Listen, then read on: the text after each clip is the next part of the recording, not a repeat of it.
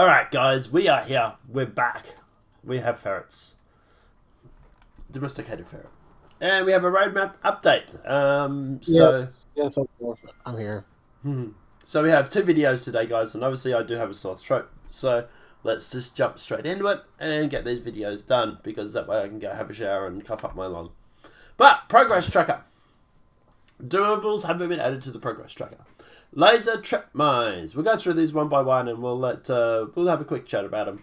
Laser trip mines. Implementing laser trip mines into the game which explode that use light beams as triggers. When someone or something comes into contact with the beam, the mine goes boom. I can totally imagine this in PTU going off all the time because someone's sprayed it down and then walked in front of it. Pretty much. It's going to be fun. Trolling 9,000 level. And they're going to be fun to use. And to be honest, I want COG to put more of this sort of stuff. I've suggested laser trip mines in the past, so COG, if you watch my videos, cool. Apart from that, also things like smoke grenades, obviously explosive devices like C4, stuff like that, obviously would be really, really cool. Frontier clothing, generating concepts for Frontier style clothing for players and NPCs. Female player head. Completing and modeling and texture polish for the female player head. After this pass on the asset, it will be sent to tech animation for rigging updates. DGS Mesh Node. DGS Mesh Node implements multiple dedicated game servers and clients connected to the same instance for hybrid services, allowing GGS to exchange entities and authority over them. This is the start of server meshing. This is basically the main node that will allow the other nodes to redirect with each other. Without this, there is no server meshing. With this, there is server meshing. This is a big thing. This is really, really important. So, yeah. Star Shard Manager, which I believe would be tied into the GGS. Which would be tied into the GGS. Shard Manager, adding functionality to the hybrid, which will become a Shard Manager component service. The Shard Manager functionality is responsible for creating a shard in the entity graph database, assuring it's seeded with an initial population of entities, communicating with matchmaking so that players can join a shard, and taking a provisional service so that hybrid and dedicated game service, DGS, can assign to a shard. So this is basically the controller. This goes through, make sure that people can join that shard, they can leave, join, whenever it may be. Also goes through and then obviously puts in the population, puts in all the information that shard needs, probably pulls all the items out of item cache that it needs, and then throws it all into the actual shard itself. So, inventory, unstow. Unstow refers to fetching an item from an inventory and placing it into a shard. For example, a ship loaded with cargo being unstowed removes the ship and its associated cargo from the inventory and places them into the game. This work implements moving an item's persistence data and from inventory into a shard manager by the entity graph and adding the item to the replication layer. So, for example, say you have a ship. The ship has 3,000 boxes of laranite, for example. What this does is goes through and will actually allow that ship to be imported into the game, those 3,000 boxes to be imported onto that ship, and basically allows it to actually spawn in assets that that are needed into that particular shard. So these 3 things here, the shard manager, the inventory unstowed, 4 things actually, all these things here, they all work together.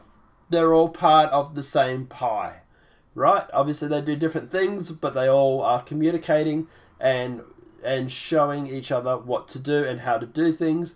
Without these things, there is no server meshing. So it's important that these things are done. Imported mod AI API allows tools like the Vehicle Modification App, or VMA, to modify ship loadouts inside inventories. Not part of a server meshing, but still obviously a big thing. Shard database query API. This allows the game mode to access common queries against the entity graph data, which is also a part of item cache and stuff like that. Freeform variable API. Sorry, what were you going to say? I said bless you. Backbone service for game code system to write generic persistence variables. So all this sort of stuff here is just back-end stuff. Back-end stuff that you probably won't even know it's running, but it's there to make your game persistent. Alright, so then we get on to the AI. AI navigation links, ladders, ledge grab. So, implementing special adapters to allow the navigation system to be informed of the potential nav mesh connections offered by ladders or ledge grab markup. The navigation links already allow for the creation of adaptations that contain game code specific functionality to function or sorts of translators between a system specific domain into the navigation system. So, for example, say there's a ladder on your Carrack, for example. Then the AI will be able to know that the ladder is there and then be able to use the animation to climb the ladder. Otherwise, they don't see things like we see them, obviously. So at the end of the day, they need to know where the ladders and stuff like that are. AI trolley push pull. This will be the first pass on implementing the ability for NPCs to use trolleys and trolley-like entities. They'll be able to move the environment push-pull, and those entities will be placed upon them to specific locations. These require the creation of a special path flower and can take into consideration external factors that need to be balanced to achieve the desired speed. So, for example, say you have a guy in hospital and the AI is going to be pushing him around in the wheelie bin, the Gerties. Then obviously they're going to need to know, obviously how much force to push, how much friction is going to be on that. So they need to work all that out. And they also need to be able to know where to go and all that sort of stuff. So it's using that mechanic to say, hey, there's a player who's died. He might be on a bed. You might need to go from operation room to recovery. So the AI will then take you. AI ground vehicles. This is the first support on NPCs controlling and driving ground vehicles. This is cool. The required implementation of a new path follower that can take the care of the vehicle's physical abilities to transform the NPC's movement request into actual movement. AI. Adding AI control missile turrets to improve defense of green zones. AI medical is implementing a variety of medical behaviors. A patient will arrive at the hospital and check themselves in at a terminal, then wait to be seen to a room for diagnosis. The patient can then see a doctor and nurse tending to the sick and injured other people.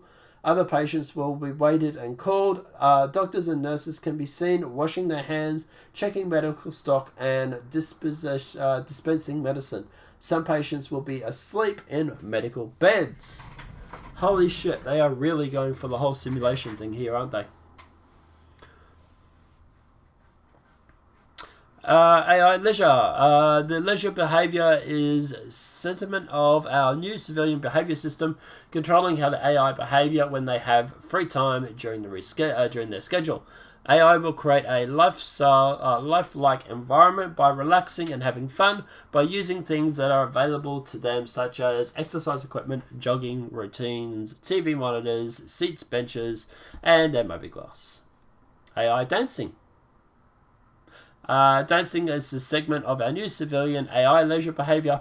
After work, some civilians will have the urge to spend time at a nightclub and dance the night away. They will bring new life and movement into our bars. So, for example, with New Babbage, there are dance floors there, but no one's really using them at the moment.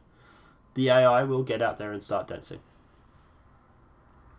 Alright, so that's the AI wrapped up. Ferrets, what are your thoughts on the AI achievements they're trying to achieve?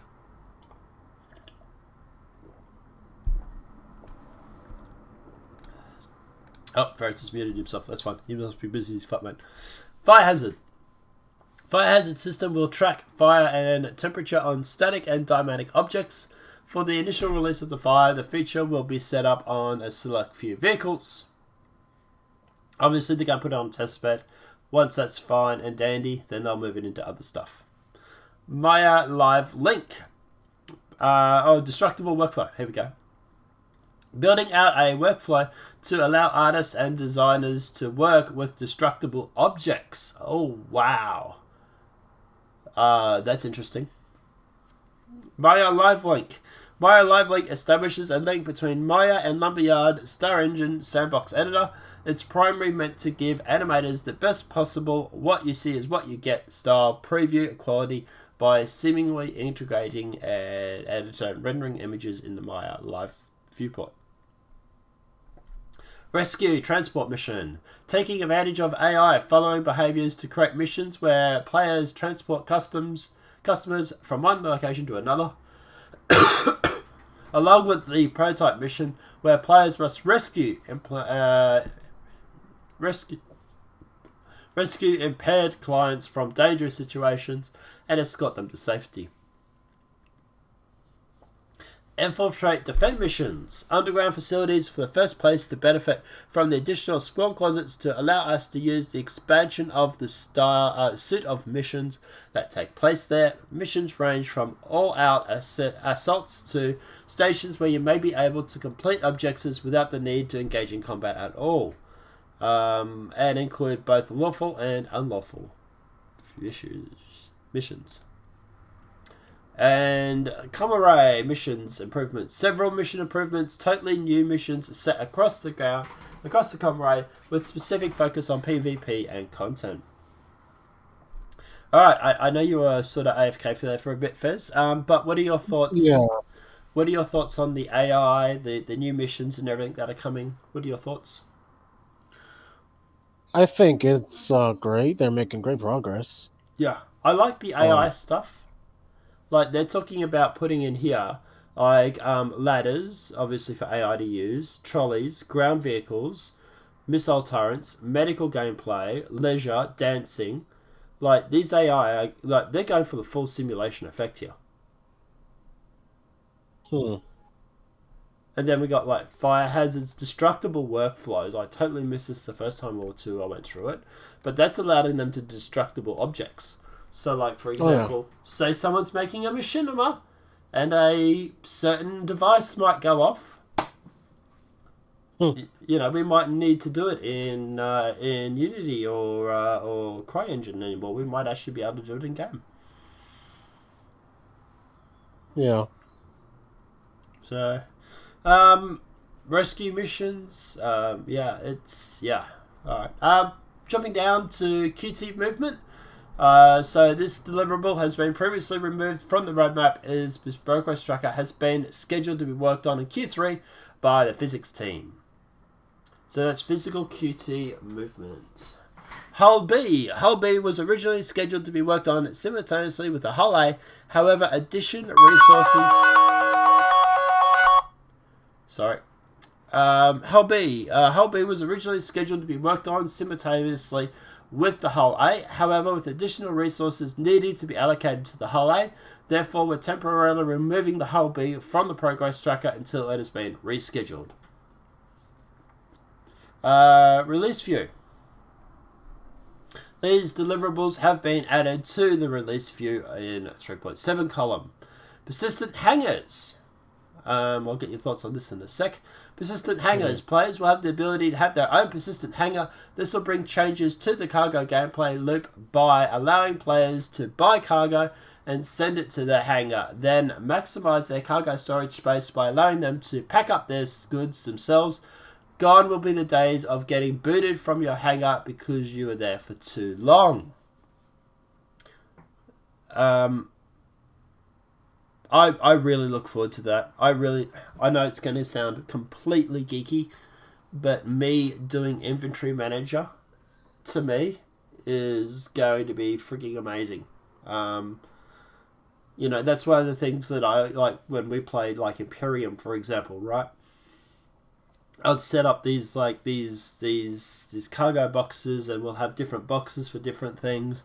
I'm looking forward to doing something similar in Star Citizen where, I might have like a gun rack or a gun cabinet, and I just put all my guns in there, or multiple gun racks, and put multiple guns in there. And then, have another box right beside it for like ammunition.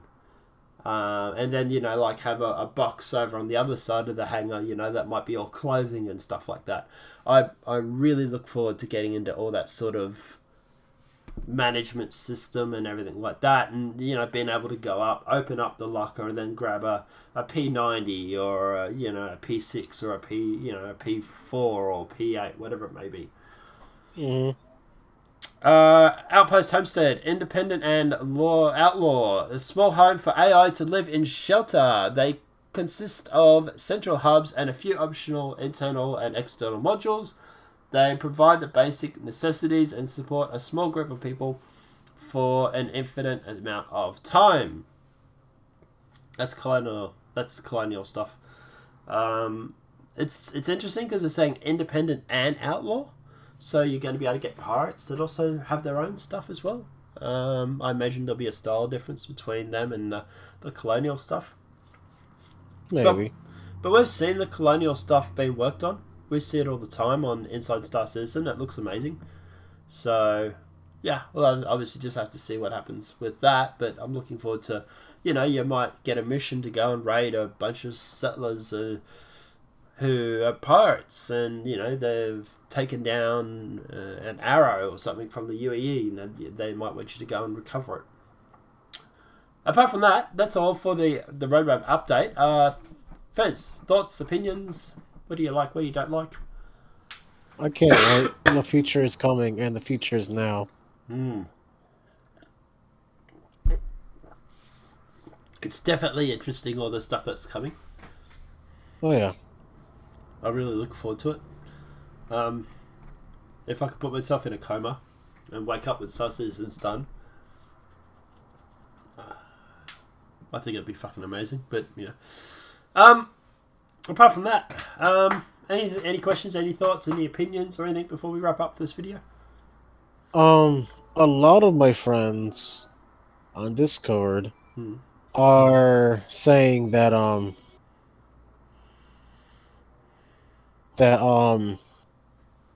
that they are wondering why CIG is pushing Star Citizen so hard for a viable product. Why is CIG pushing Star Citizen to be a viable product? Why would they not push it to be a viable product? They are pushing it hard towards a viable product. Yeah, because the game's been in development for 10 years. So what we'll most likely get is we'll probably get some sort of limited release, which means we'll probably get a star system which will have all this sort of stuff, these outposts and all this sort of stuff, but we'll probably get like 5 systems or something, and that'll keep us busy for a while. And then what they'll do is they'll put out Squadron 42, and then after that they will then just start adding new systems all the time.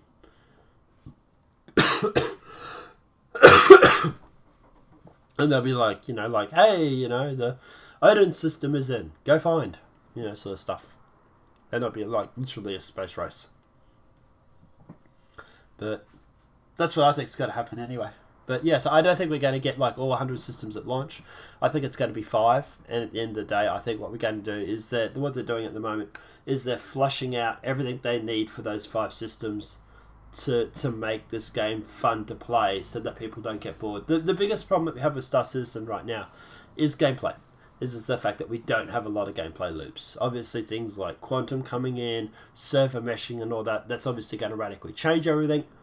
But at the moment we're still waiting for the fun stuff, the fun factor to come in. It's fun playing with a whole bunch of people and getting up to shenanigans, but even after 3 or 4 days of this, it's like, okay, but we're sort of starting to run out of missions or starting to run out of new things to do. Where a lot of this stuff that they're putting in now will fix that problem in the future. But Let me know what your thoughts are in that comment section below. Obviously, this video has been helpful. Please smack that like button. If you're new to the channel, welcome and subscribe. Ferretz's details, obviously for Twitch and YouTube and stuff, are in the description below. Please feel free to go and give him a follow. Apart from that, guys, obviously the video has been helpful. Smack that like button if you're new to the channel. Welcome and subscribe.